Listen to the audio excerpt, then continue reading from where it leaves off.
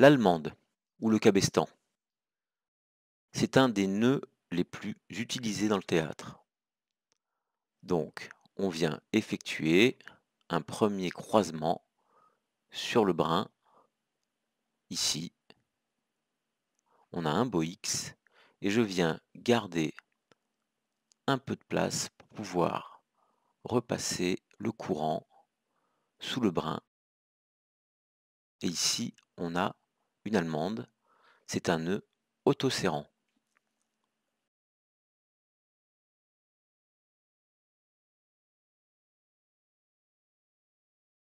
Il faut savoir pour l'allemande ou le cabestan que même si c'est un nœud autoserrant, c'est-à-dire plus il prend de tension, plus il va se serrer, il nécessite une clé de sécurité car s'il prend des à-coups, il va avoir tendance à se desserrer et non à se bloquer. Donc je réalise mon allemande en faisant mon croisement, mon beau X et je passe avec mon brin pour créer mon allemande. Et ici, 2 demi-clés suffisent pour venir bloquer et sécuriser mon cabestan ou mon allemande. Donc je réalise les 2 demi-clés et normalement, on a un nœud sécurisé.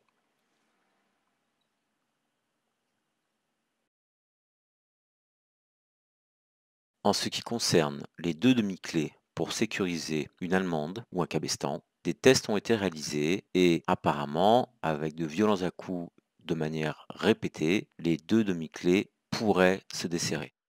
Donc, les règles de l'art veulent que maintenant, pour avoir une clé de sécurité quasi infaillible sur une allemande ou un cabestan, on va venir effectuer un nœud de pêcheur double à la suite de mon nœud. C'est-à-dire que je vais venir ici faire un tour, puis un deuxième tour et rentrer dans les 2 petites boucles obtenues et ainsi avoir un nœud de pêcheur double en clé de sécurité.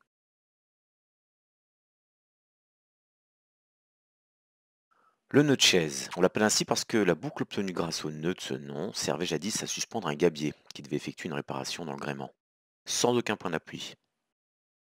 Il se défait facilement même après une forte tension. Toujours avoir le même départ. La boucle passe sur le dormant, le serpent sort du trou, passe derrière l'arbre et rentre dans le trou. Pour le serrer, on prend les 2 brins du dessus et le brin du dessous. On a un joli nœud qui est facilement reconnaissable.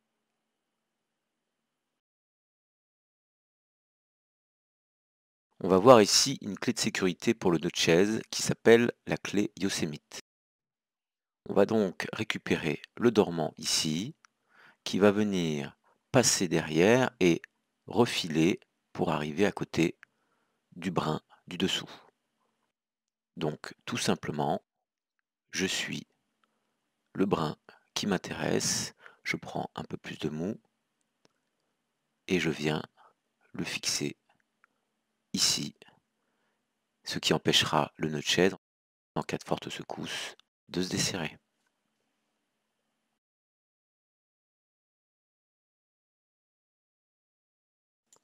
Le plein point en 8 est le nœud d'amarrage, d'ancrage, d'escalade par excellence.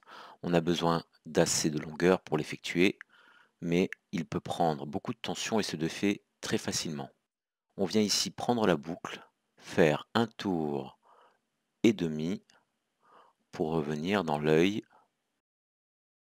Et ici, on a un nœud qui est facilement reconnaissable grâce au 8 que l'on peut distinguer ici.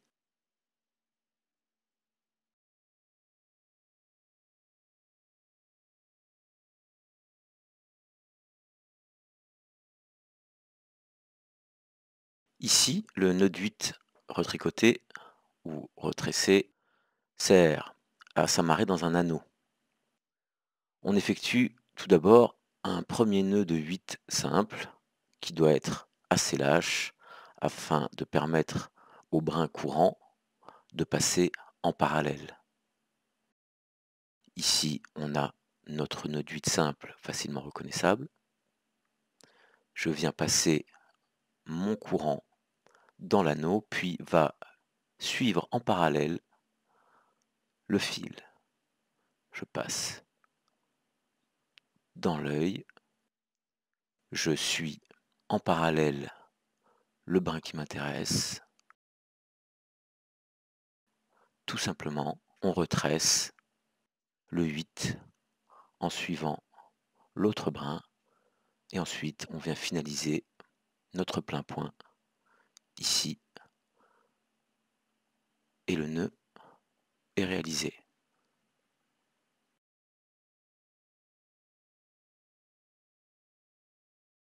Le bunny est une variante du plein point en 8.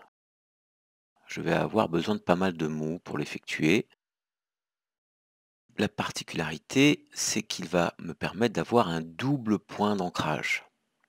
Donc j'effectue le début d'un plein point en 8, sauf que je ne vais pas passer la boucle ici dans l'œil, mais je vais venir ganser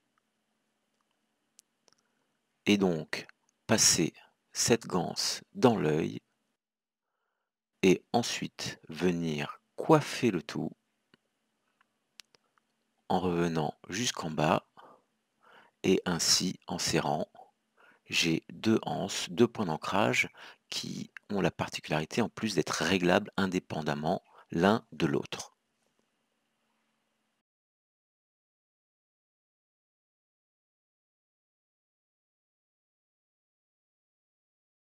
Le papillon alpin va me permettre de faire un ancrage sur un fil dont je n'ai accès ni de part et d'autre. Je vais ici réaliser une première torsion et ainsi effectuer une première boucle. Je vais ensuite réaliser une deuxième torsion dans le même sens et ainsi obtenir deux boucles ou deux yeux. Je vais ensuite récupérer le bout de la boucle, passer derrière mon fil et revenir dans le premier œil. Attention, il faut bien garder cet œil ouvert avec le doigt. Et donc je passe derrière mon fil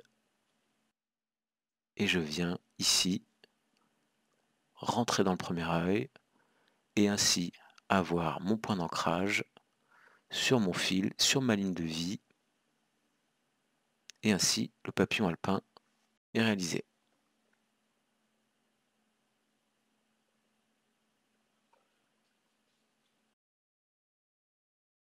Le constricteur. Ce nœud fut inventé dans les années 30 par Clifford Ashley, l'auteur du grand livre des nœuds, qui reste la référence en la matière. Son originalité par rapport au nœud cabestan dont il est issu vient de ce que les deux demi-clés ne vont pas travailler l'une à la suite de l'autre, mais ensemble. Nettement plus efficace, le nœud constricteur, lui, ne se relâche pas. On vient procéder comme une allemande en faisant un croisement, un X, et le courant va passer sous le deuxième brin, mais il va continuer et va venir repasser sous le premier brin. Ici, le constricteur, quand il prend de la tension, peut être très difficile à desserrer. Du coup, le constricteur acapelé est une très très bonne alternative pour faire de la surlure lorsqu'on fait des épissures sur fil technique avec du fil poissé.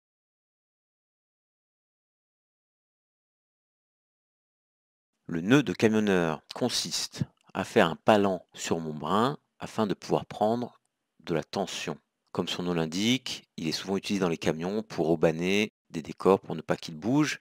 L'important ici, c'est de venir en amont faire la boucle, car si je fais ma boucle par en dessous, elle va avoir tendance à se défaire et à se serrer. Donc ici, je viens faire ma boucle en amont sur mon brin.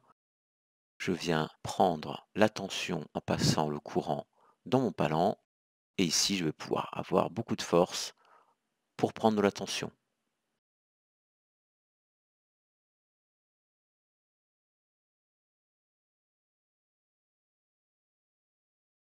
Pour voir d'un peu plus près comment on effectue le nœud de pêcheur double sur notre brin, On vient donc ici faire un premier tour, un deuxième tour, et le courant passe dans les deux boucles.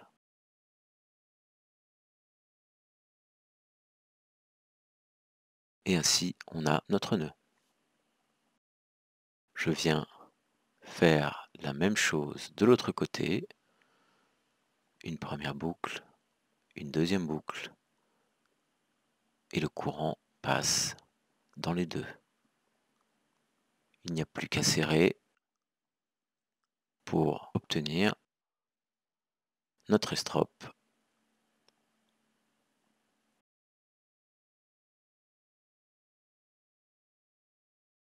Le prusik. Si l'on doit exercer une traction longitudinale le long d'un cordage tendu ou d'une barre rigide, sans possibilité de créer le moindre point de fixation ou de s'amarrer, on confectionnera un nouage couramment employé par les montagnards. Il nous faut donc une estrope. Pour ceci, on peut prendre un simple fil sur lequel on va effectuer 2 nœuds de pêcheur double afin d'avoir notre estrope. Ici, je pars comme une tête d'alouette et je vais venir rentrer ma boucle au fur et à mesure et serrer mon prusik. Ici, une fois en tension, le prusik va se bloquer. Il a la particularité d'être réglable, car en tension, il ne bouge pas, mais dès que je lui enlève un petit peu de tension, je peux le desserrer et le régler, le bouger là où je veux.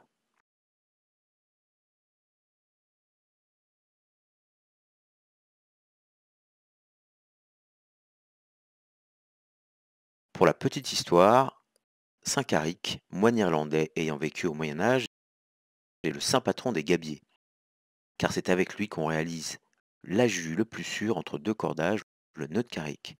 Ce nœud est d'autant plus intéressant qu'il ouvre la porte au matelotage savant puisqu'il nécessite une préparation qu'on va exploiter pour tresser. Ici, je pars toujours de la même manière en faisant ma boucle par-dessous le dormant. C'est un départ très important à réaliser car c'est lui qui va définir notre nœud. Ici, j'ai besoin donc de 2 fils. Le second va passer sous la boucle. Ici, ce brin est bien passé sous la boucle et donc je vais passer par-dessus ce brin-ci, ensuite par-dessous celui-ci, ensuite par-dessus, par-dessous et par-dessus. C'est un nœud qui servait beaucoup à rabouter de gros câbles ou de gros cordages. Il est très reconnaissable et très esthétique, comme vous pouvez le voir.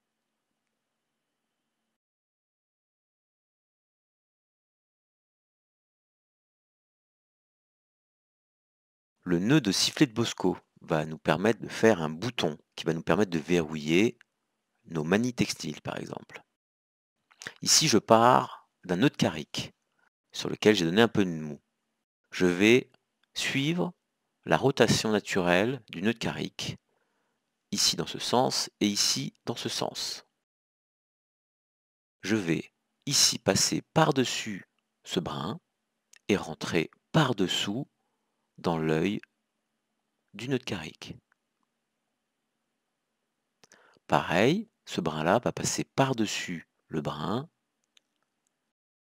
et rentrer par-dessous dans l'œil du milieu du nœud de Caric. Ici, il faut procéder au serrage en y allant tout doucement, en essayant de ramasser un petit peu le fil sur lui-même et on va obtenir un beau bouton bien symétrique qu'on appelle aussi le diamond knot en anglais car il ressemble un petit peu à un diamant avec ses facettes. On a ici un très beau nœud qui est le nœud de sifflet de Bosco.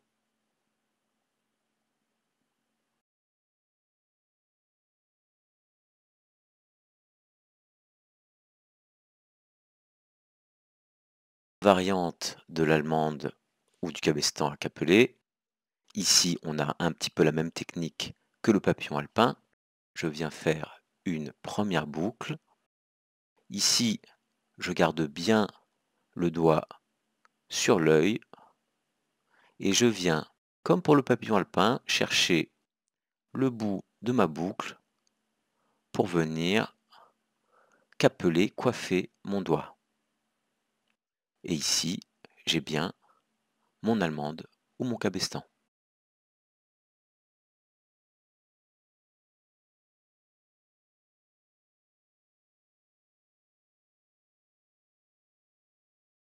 On va voir ici la variante pour faire le nœud constricteur à capeler. Cette fois-ci, je ne vais pas faire comme l'allemande à capeler en faisant la boucle par-dessus, mais je vais venir faire ma boucle en passant par-dessous. C'est exactement la même technique. Je vais garder mon doigt dans l'œil et je vais venir ici chercher le bout de ma boucle et venir coiffer mon doigt. Et ici, j'ai bien mon nœud constricteur à capeler.